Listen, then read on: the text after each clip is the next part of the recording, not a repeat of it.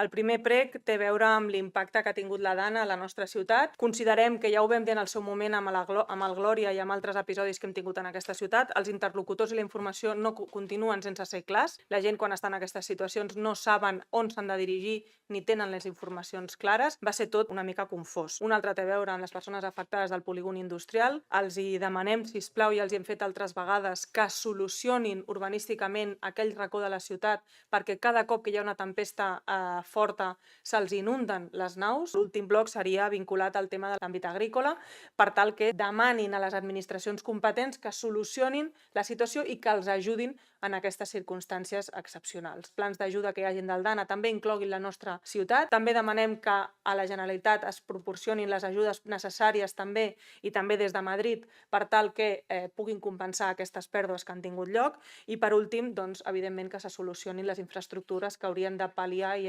intentar evitar aquesta situació a la nostra ciutat.